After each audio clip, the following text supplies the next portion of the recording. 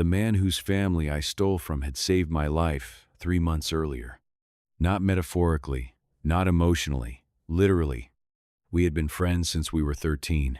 We went to the same high school, the same community college, the same fire academy, and eventually ended up in the same firehouse. When an apartment building collapsed during a major fire, he made it out once, realized I was still inside, and went back for me. He didn't come back out. After he died, our department and the whole town raised money for his wife and kids, and I was the one they trusted to help manage it. I told myself I was protecting his family.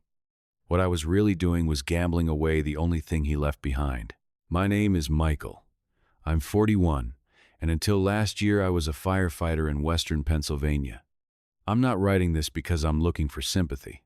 I'm writing it because people hear the phrase gambling addiction and usually picture somebody reckless and selfish from the beginning. I wasn't that guy. At least I didn't think I was. For most of my life, I was the dependable one, or at least that's how people saw me. I had been with the fire department for almost 16 years.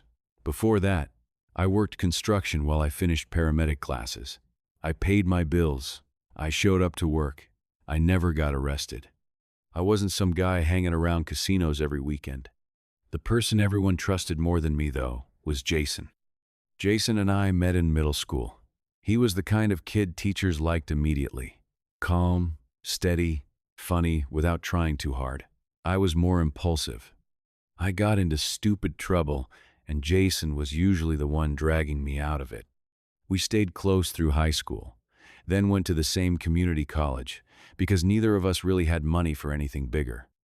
He was the one who first talked about becoming a firefighter. His uncle had been on the job, and Jason liked the idea of doing work that mattered. I mostly liked the idea of not drifting. We went through the academy together. We studied together, trained together, and eventually got hired by the same department. By our 30s, our lives were so intertwined that our families basically merged on holidays. Jason married Sarah when we were 28. They had 2 kids, Ben and Ellie. Ben is 10 now. Ellie is 6. I was Uncle Mike long before I ever became the guy who betrayed them. I was there when Ben was born. I helped Jason build the swing set in their backyard. I spent Christmas mornings at their house some years when my own marriage was falling apart.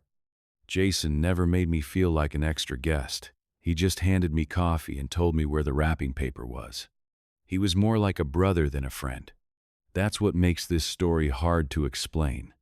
Because if you had asked me a year before everything came apart whether I would ever hurt Jason's family, I would have been insulted by the question. I would have said I'd die before I let anything happen to them. Instead, I did something worse. I survived. And then I became the person they needed protection from. The fire happened in late November. It was a 3-story apartment building, old wood frame construction, the kind of building everyone in the department hated because once fire got into the walls, it moved fast. There were reports that some residents were still inside. Jason and I entered with another crew, searching the 2nd floor. Visibility was awful. Smoke was thick enough that every room felt like a tunnel.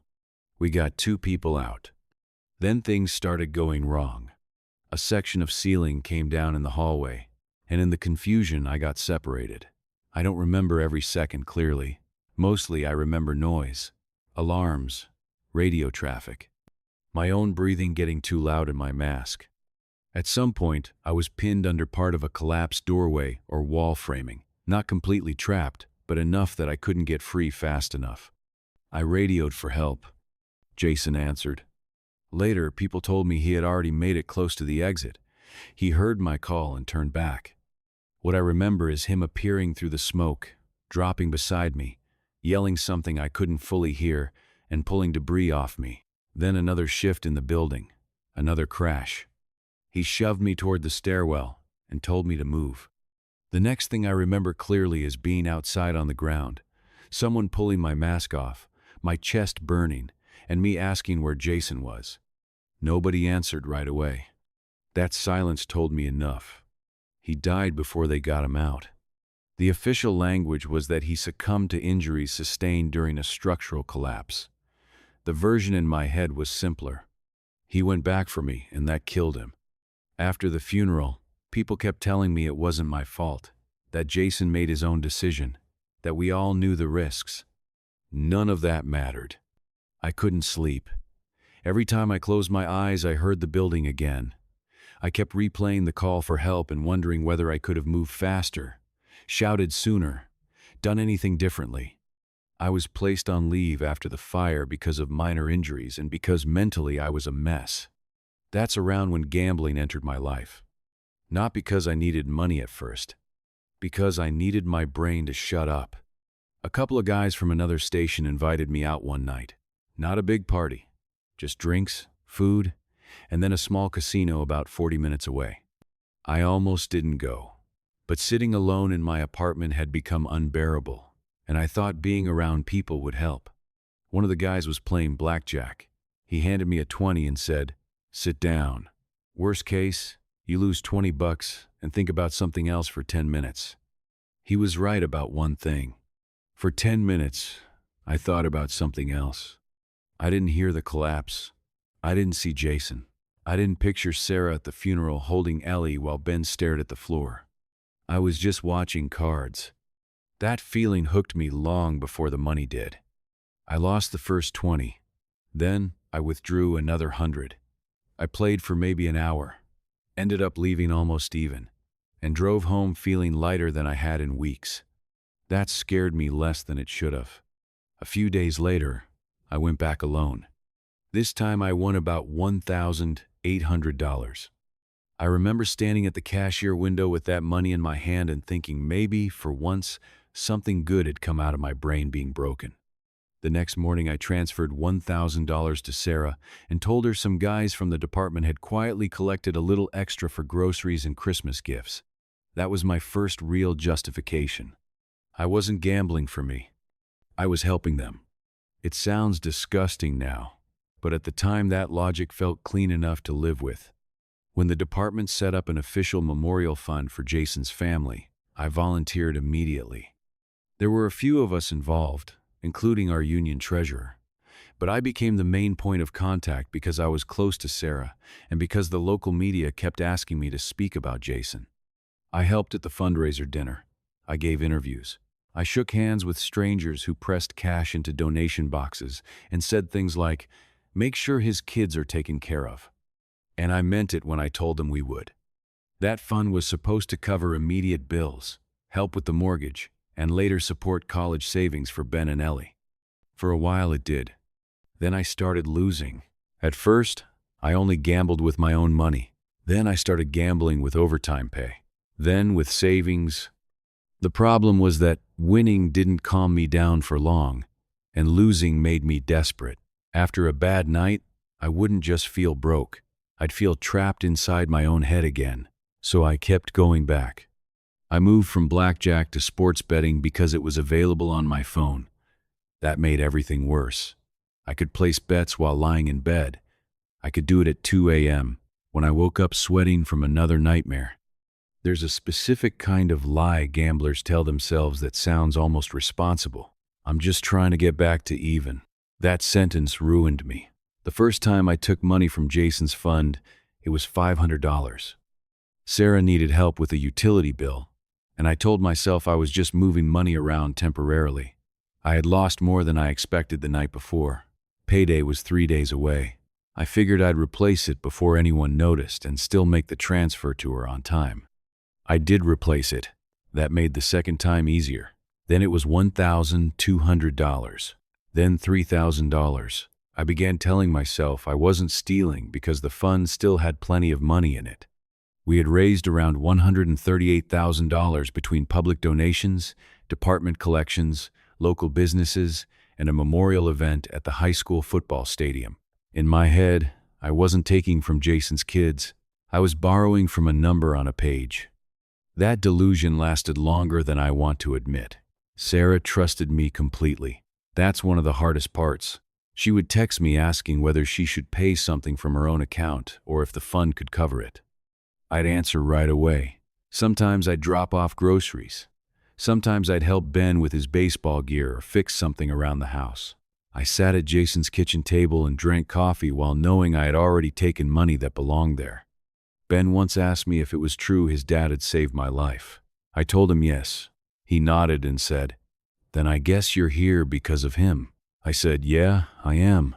Then he said, "Dad always said you'd look out for us." I had to go into the bathroom because I thought I was going to be sick. And that should have been it. That should have stopped me.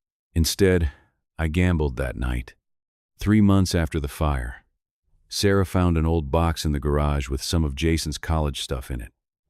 She asked me to come over because she thought I'd want to see some of it. There were old photos of us in terrible haircuts, academy notebooks, stupid inside jokes written on index cards. At the bottom was a folded note Jason had written me years earlier, maybe after graduation from the academy. It was half joke, half sentimental nonsense, the kind of thing guys don't usually say out loud. It said, "We started this together and I guess we'll finish it together. If anything ever happens to me, make sure Sarah and the kids are okay. I'd do the same for you." Sarah handed it to me and said, "He trusted you more than anyone." By then, I had already taken nearly $11,000 from the fund. That night, I went home, read the note again, and instead of confessing, I opened a betting app. I wish I could explain that in a way that makes sense. The truth is, by then confession felt impossible because I had crossed too many lines. Telling the truth wouldn't just expose the gambling, it would expose what I had become after Jason died. And I couldn't stand the idea that the story of his death would end with me disgracing his family in public. So I kept trying to fix it quietly. That is how things got truly out of control. I had one big win about 5 months in. Across a weekend of football and live bets, I turned a few thousand into almost $27,000. That was enough to replace a huge chunk of what I'd taken. I remember staring at the balance and thinking, this is it. This is where the story turns around. But I didn't withdraw it, because once I saw how close I was, I started calculating all the ways I could make it better. Replace everything. Cover Sarah's next year of mortgage payments. Maybe even add money back, and no one would ever know. By Monday morning, almost all of it was gone. That loss changed something in me. After that, I wasn't gambling to numb grief anymore. I was gambling to erase evidence. The total I had taken from the fund climbed past $20,000, then $35,000, then over $50,000. At the same time, I was still acting like Uncle Mike. I helped Ellie assemble a bike on her birthday. I stood beside Sarah at a memorial plaque dedication for Jason. I spoke at a department event and told a room full of people that Jason's legacy was his service, his friendship, and the family he loved more than anything. People cried. They shook my hand, and I went home and checked bets on my phone before I even took off my jacket. The official problem came when the department treasurer began preparing paperwork to move part of the memorial fund into longer-term education accounts for the kids. He emailed me asking me to verify the current numbers, because I had handled some of the direct disbursements to Sarah. I told him I'd get everything organized. What I actually did was spend 2 days trying to win back enough money to cover the hole. For a few hours, I almost managed it. I ran the balance up to around $41,000 one night. Not enough to fully fix things, but enough to make the missing amount smaller and buy time. Instead of cashing out, I kept going. By sunrise, it was under $6,000. That was the moment I knew there was no fixing it quietly anymore. I had taken too much, and I still placed more bets after that. The truth came out on a Thursday afternoon at the firehouse. Sarah had come by with Ben and Ellie because there was supposed to be a meeting about the next disbursement from the fund and some paperwork for the kids' accounts. The treasurer was there, our chief was there, and I was there pretending I still had some explanation left. The treasurer started by saying there was a discrepancy in the account history. He used that word first, discrepancy. Then he said several transfers and withdrawals didn't match the approved records. Sarah looked confused. She thought it meant a bookkeeping mistake. Honestly, for about 10 seconds, I think everyone hoped that's what it was. Then the treasurer started listing dates and amounts. The room got very still. Sarah looked at him, then at me. "Whose account did the money go to?" she asked. Nobody answered quickly enough. So she asked again, this time looking directly at me. Mike, whose account did it go to? I don't remember exactly what I said first. Something useless. Something like, Sarah, I can explain. That was enough. She knew. Not all the details, but enough. Ben was sitting in a chair near the wall, holding one of those station challenge coins someone had given him earlier. Ellie was coloring with a marker on scrap paper from the office printer. Sarah just stared at me. Then she said, very quietly, "Tell me you didn't." I started crying before I even answered. That probably made it worse, because tears can look like remorse, but in that moment they were also fear. Fear of being seen clearly. I admitted I had been gambling. I admitted I had taken money. I said I meant to put it back. The second those words left my mouth, I hated myself for saying them, because they sounded exactly as pathetic as they were. Sarah didn't yell immediately. She asked one question that I still hear in my head all the time. Was any of it real? I said, "What do you mean?" She said, "Any of it. Coming over, helping the kids, sitting at our table, talking about Jason.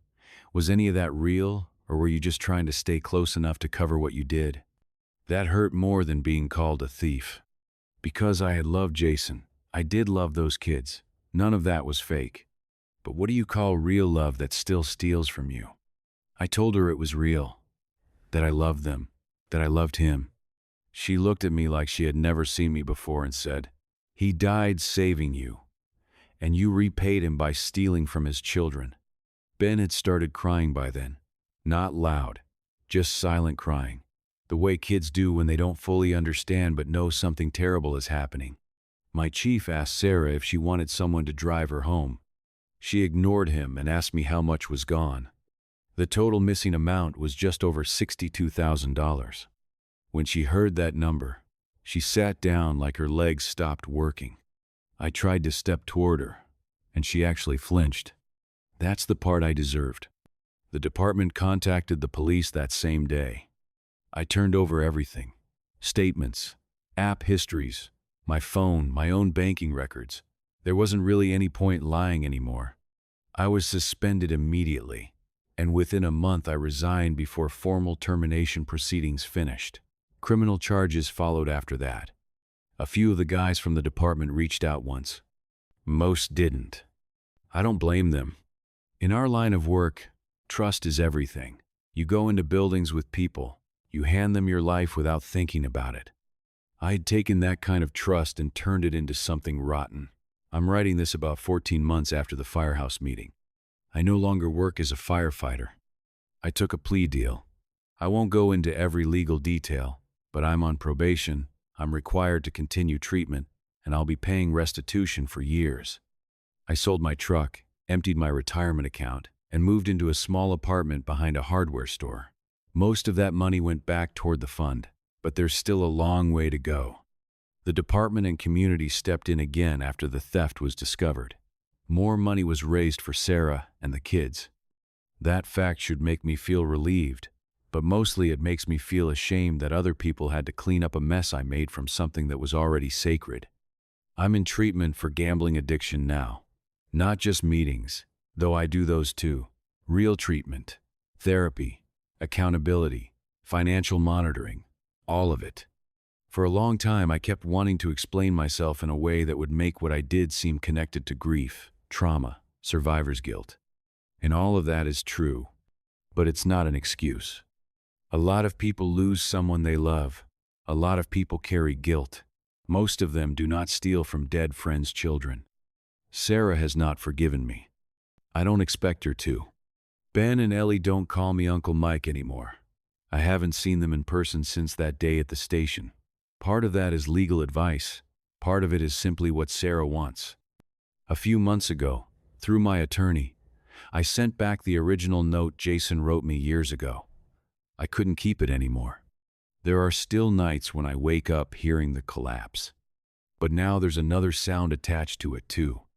Sarah asking, "Was any of it real?" And the answer is the worst kind of yes. Yes, it was real. I really did love my best friend. I really did love his family. I really did mean every promise I made right up until I broke it.